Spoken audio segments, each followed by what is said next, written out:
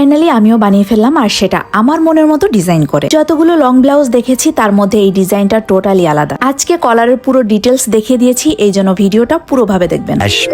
কালকের ভিডিওতে tops cutting এর পুরো ডিটেলস দেখিয়েছি, আর আজ এই সুন্দর কলারটার পুরো ডিটেলস দেখিয়ে দিব। যারা আমার ভিডিও দেখে এই লং ব্লাউজটা বানাতে চান তারা দুইটা ভিডিওই একসাথে শেয়ার করে রাখবেন, তা না হলে কিন্তু পরবর্তীতে খুঁজে পেতে প্রবলেম হবে। কোট কলারের মতো ডিজাইন করে পেস্টিংটাকে আমি কাপড়ের ওপর রেখে আয়রন দিয়ে সেট করে নিয়েছিলাম। এখন ডিজাইন করা পাশটাকে সেলাই করে নিচ্ছি। এখানে কিন্তু আমি কাপড়টাকে ফোল্ড করে সেলাই করেছি। এখন সেলাই করা পাশে একটু কাপড় রেখে ডিজাইন অনুযায়ী কাটিং করে ফেলবো। আমার বলাতে যদি আপনাদের বুঝতে প্রবলেম হয় তাহলে ভিডিওটা একটু খেয়াল করে দেখবেন, আশা করি আপনারাও বুঝে নিতে পারবেন। এখন সেলাই করা পাশটাকে একটা কাটারের সাহায্যে ছোট ছোট করে কাটিং করে কাপড়টাকে উল্টে দিব। এই কলারটা যেহেতু আমি প্রথমবারের মতো বানাচ্ছি, তাই আমার এখানে যদি কোনো ভুল ত্রুটি থাকে তাহলেও আপনারা সেটা সংশোধন করে দিতে পারেন। কলারের কাপড়টাকে উল্টে নিয়েছি। এখন কলারটাকে আরেকটু সুন্দর করার জন্য ডিজাইনের সাইড দিয়ে লেস সেলাই করে দিব। কালকের ভিডিওতে অনেকে জিজ্ঞাসা করেছেন এই ফেব্রিকটার নাম কি। এইটা হচ্ছে চিকেন কারি ফেব্রিক, আর এই ফেব্রিক দিয়ে এই ধরনের ব্লাউজ বানালে অনেক বেশি সুন্দর লাগে। সত্যি বলতে ব্লাউজটা বানানোর আমার অনেক দিনের ইচ্ছা ছিল, মানে আমার সেলাই কাজ শেখার আগে থেকেই, কিন্তু এখন আমি যে নিজের জন্য নিজেই ডিজাইন করে বানাতে পারবো